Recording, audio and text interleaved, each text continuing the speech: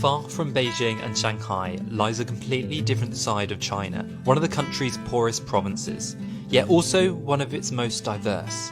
A place of ancient traditions, vibrant cultures and landscapes that feel more like Southeast Asia than the China you might imagine. Bordering Myanmar, Laos and Vietnam, Yunnan sits in the far south of China, where few people outside the country know much about it.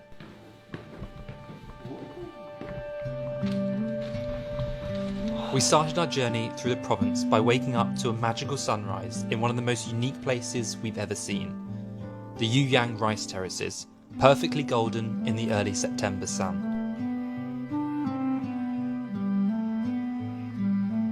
Coming somewhere like this is just a world away from when we were in Shenzhen just a couple of days ago. It's such a different side of China that I feel like we've been some rural places but not quite as crazy as this. Nothing like this. Watch out for the cow poo. Buffalo poo. So up here is something you definitely won't find in Shenzhen, and that is buffaloes walking up the road. Look at this. Couldn't be more different from the crazy mega city. Yeah, these people are stuck. Look what they're going to do. Head on head with 4-5 buffalo.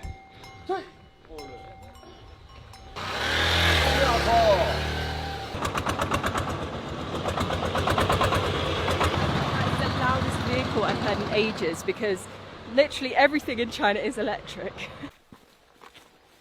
We've just begun a hike where we're going to be dropping down into the rice terraces. At this time of the year, we're only about a month or so away from the harvest. So as you can see in the distance, a lot of the rice terraces are looking very green and golden. I wasn't sure how much we'd be able to actually walk through the rice terraces here because I feel like the farmers are quite protective over it, of course, but actually we're walking like straight through the middle and you can see like all the filtration water system running through that will probably flood the fields once they've done with the harvest. So Yunnan province actually has the most ethnic diversity of the whole of China, and one of the ethnic groups here is Hani, and these are called the Hani rice terraces. Now the Hani rice is actually unique and different to other types of rice, and it's actually supposed to be more nutritious. Apparently they don't use any pesticides, and it's all done in a very organic way. Oh, that's rice. Oh, we found our rice. Is this rice? Well, I don't think you should quite eat this yet, but eventually will be. We're walking properly amongst the rice fields now, and this path I think we're going to take is about 3 hours long, and we've got like photos to see the right way, but because it's a different season, it's a little bit hard to see which way to go. Joel, look at this. Look, we've got chilies growing here, and we've got some like eggplant over here. Eggplant? Oh look, runner beans. Oh wow. Wow, it's cool they're mixing That's up pretty as cool. well. Yeah, probably have some chilies in our dinner later, no doubt, because we are in China. And obviously we'll probably have some rice, or what is known here as mifa. Mifa, one of the only Chinese words we know. They just go on forever, don't they? Yeah, I keep almost falling a little bit here because it's so it's narrow. really thin. Just when we thought this place was a little bit back in time, we see a drone carrying something across the rice fields. Like, it almost looked like a bag of rice or something. I think it was like, maybe it's a delivery system, or like it looked like a parcel because it's just dropped something off and now it's going back. So crazy. Ni hao. This way? This way? Okay. Because we can't use like the local maps, we're trying to follow it on maps.me, but the paths just don't add up. We've walked quite a way through the terraces now. We're just going to kind of walk straight up along this path, which is very obvious, to get back to the town, as we're getting a bit lost.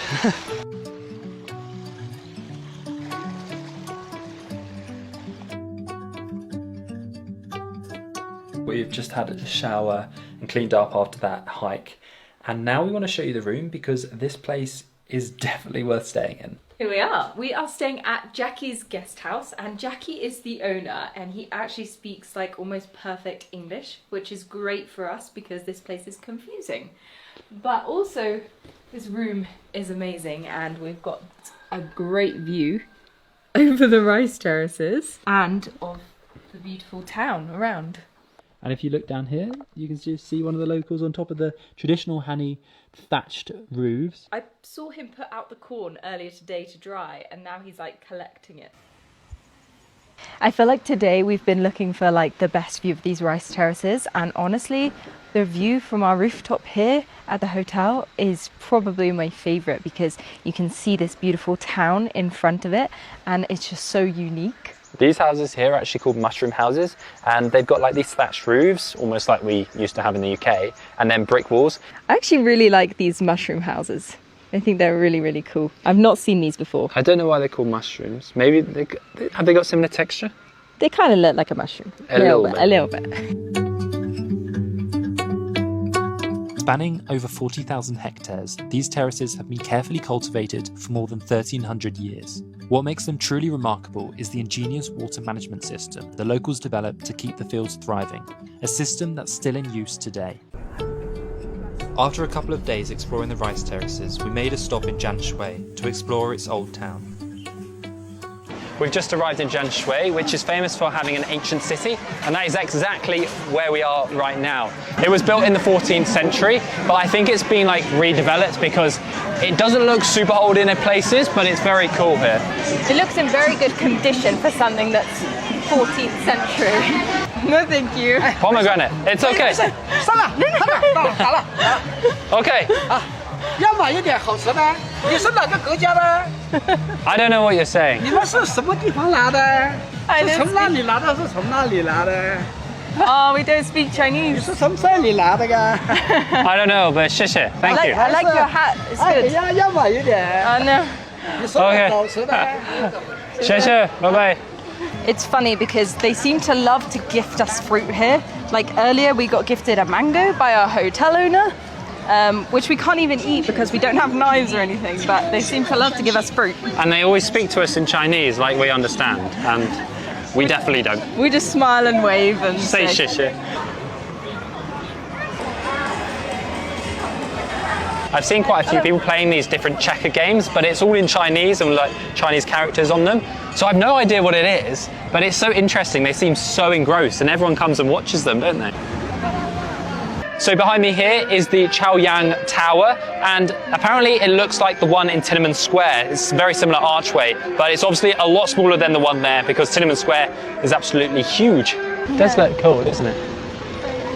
I wonder what it says there. You can go up there. I've seen people waving to us from the top. Really? Should we try and go up? Up there? In there? Okay. 谢谢. Whoa.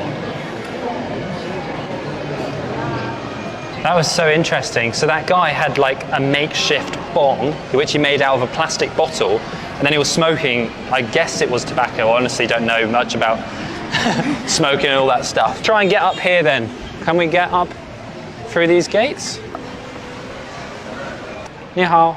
你好. 230. 30, okay. So it's 15 each. Oh, you found an ancient bell you want to push. Can't see an obvious sign saying no, which I feel like they usually have in China. So we'll just give it. Ooh. Whoa. I've just translated the Chinese information, and apparently this was made in the 14th century as well, and when it's hit hard it can be heard around the whole of this city.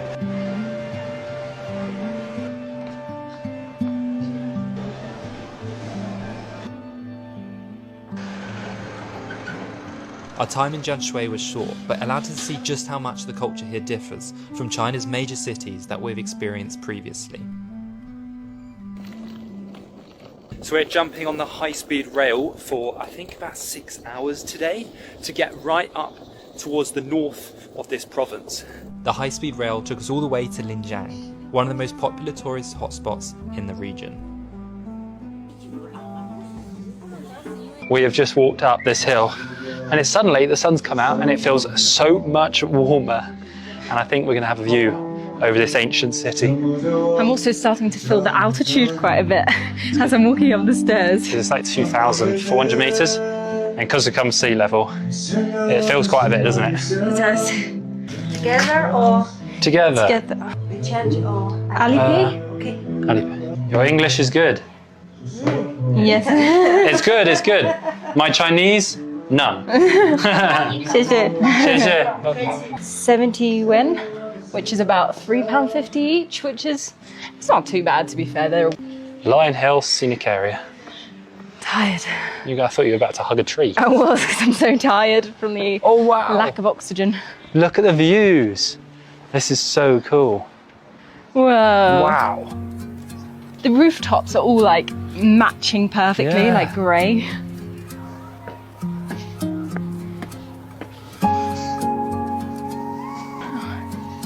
Let's go. I think in front of me looks like the most Chinese temple I could imagine. Yeah, it's just so incredible. And the crazy thing is, there's hardly anyone in this area, yet down in the ancient city it's quite busy. So this is Wangu Pavilion, and this was built in 1997. And I think it's about 5 stories tall. We're going to go to the top, and we're going to hope that we can see Jade Dragon Mountain, which is like the huge peak, which we are hoping to climb in a couple of days' time. All over China, when there's like tourist areas, you have so many rules and signs. No smoking, caution slip, caution drop down. I'm guessing drop down means fall. Yeah. So I think the mountain is in this direction, but it's too cloudy, unfortunately.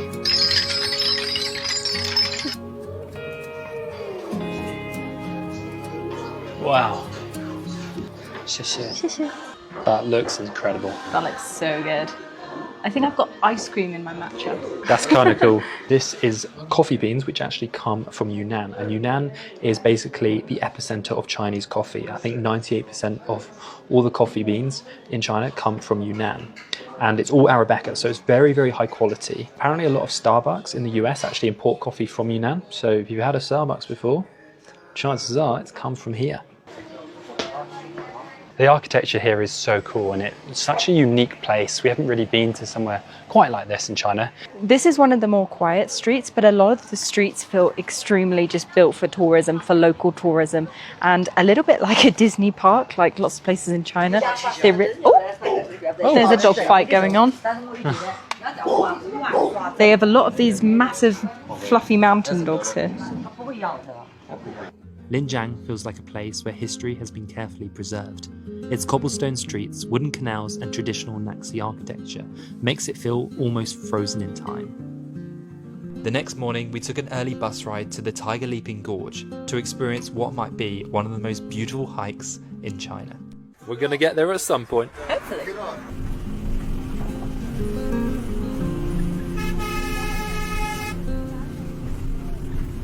We have just arrived at one of the most incredible views we've seen in all of our travels throughout China. Look at this in front of us. Look at the clouds right now. It looks insane. It almost looks cooler with the clouds because you can see like how actually tall it is. We have some very scenic toilets, but a little bit basic. We've literally got a hole in the ground, but I mean, when you look at the view, it's not too bad. Just don't look at the toilet.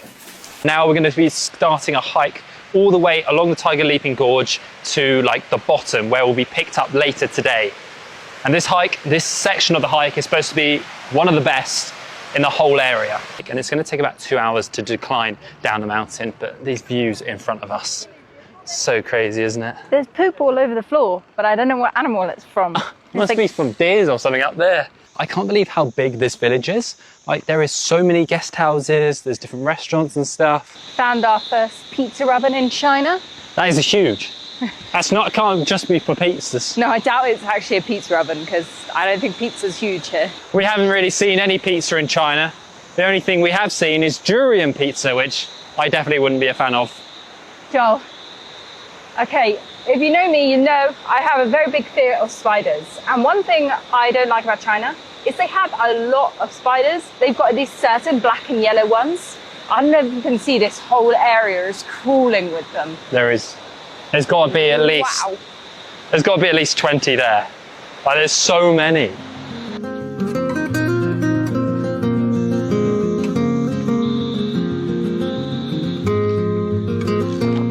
Coffee. She does a nice latte. Nice latte. Cheers. Cheers.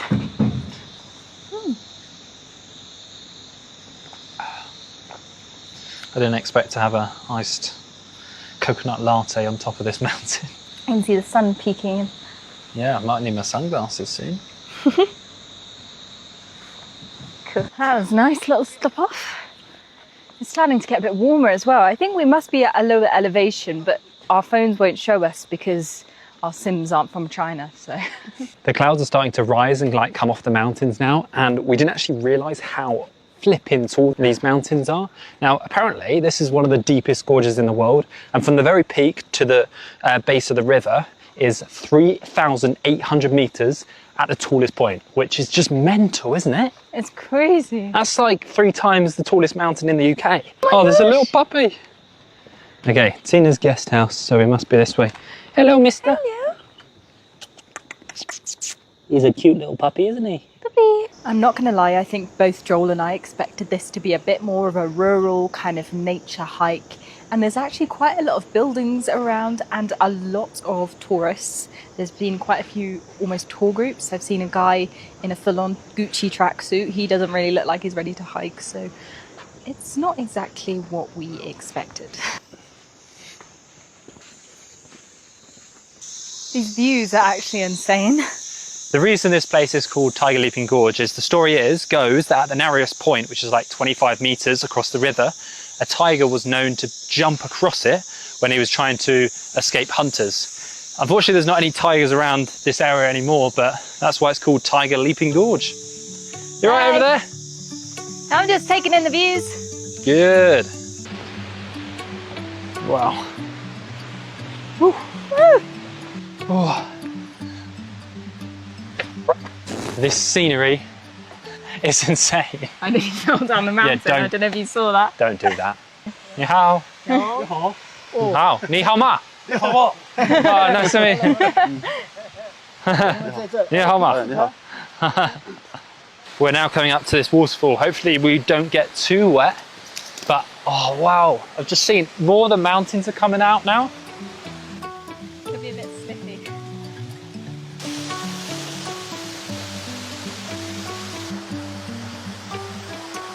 Slippy on that little bit through the waterfall. Crazy though, there's another waterfall down there, but you can't really see it. You can only see it from the drone. We found another waterfall and I'm glad I've got waterproof shoes on. We basically have to walk through the waterfall, don't we? Yeah. We're literally walking through a waterfall. It's cold! It's cold! I was so busy showing off my waterproof shoes that the water went up in the ankle and got in my shoes anyway. Are they wet?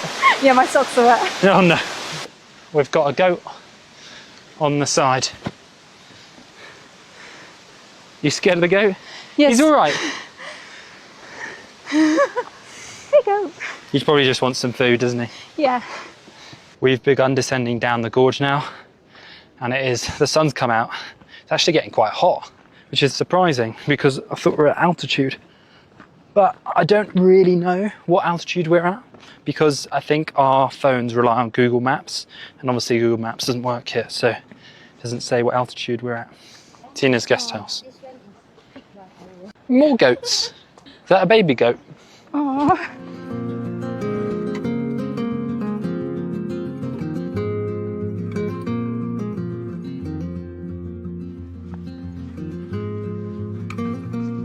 The rain has started to come down a little bit, although it's not too heavy. But we've only got about 20 minutes until we are at the point at which we'll be picked up, which is Tina's guest house. And I'm not getting bored of these views. They're absolutely insane. We've arrived at Tina's guest house, which is our pickup location, in about an hour's time. So probably just gonna sit and chill. Maybe have some water or something. Yeah, I need some water. What a hike this is. I think if you're a bit more adventurous, I would definitely recommend doing the 2-day hike, and then you can stay up at the halfway house where we began our hike today. I think I would definitely recommend doing that if you've got the time. We just don't have the time. Unfortunately not, but I think that is the best bit of the hike, and it honestly was beautiful. Yeah. And we really enjoyed it.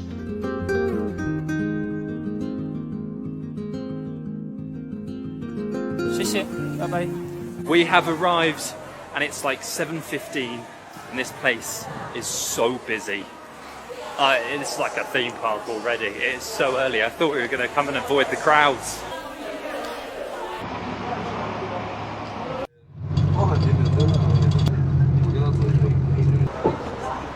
We have escaped the crowds and welcome to Jade Dragon Mountain. Now this area which we are in right now is called the Blue Moon Valley, and it's supposed to be a very beautiful part and hopefully not as busy.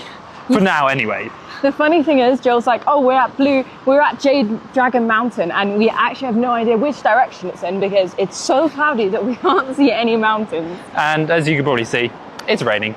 So this turquoise colour, apparently it comes from the copper ions in the region and the limestone. And that's why it's this like vivid turquoise colour. And when it's sunny, apparently it can be even more turquoise, but we've got a lot of cloud today. It looks like the colour of like the Philippines or something. Yeah, But literally like Gatorade water. a lot colder than the Philippines. The crazy thing about this Blue Moon Valley is that it's not actually fully natural. It's been partly man-made. There used to be a river running down it, but they basically dammed it all up with these waterfalls and basically made this scenic spot to make it like look more beautiful. But the water's definitely coming from the glacier up at the top of the mountain, which we can't see, and the water actually flowing is real. So I guess it would probably just be a normal river. But they've made it like into these five different glacier lakes. Pretty cool. It's beautiful. They've done a good job, but it's not natural. They've just created their own tourist attraction, only in China. Yeah. You can actually see some of the trees in the water, and then I guess you can kind of see that they flooded the area to make these lakes so blue and aqua. It is amazing how the actual colour is so natural. It is, isn't It it? just feels fake, isn't it? I think the pool at the top has definitely got to be the most turquoise, maybe because it's really still here as well, but it looks like a milky blue. It's stunning, especially against like the dark green trees in the background. Pine forest? Not fern forest. We're not good with our tree names, clearly. No, definitely not. We have just got back to the tourist centre where we would go back and go to another one of the spots, Spruce Meadow, which isn't the most popular spot, but we just saw the queues and the waiting halls, and honestly we don't want to be sitting in the queues for what could be an hour or so.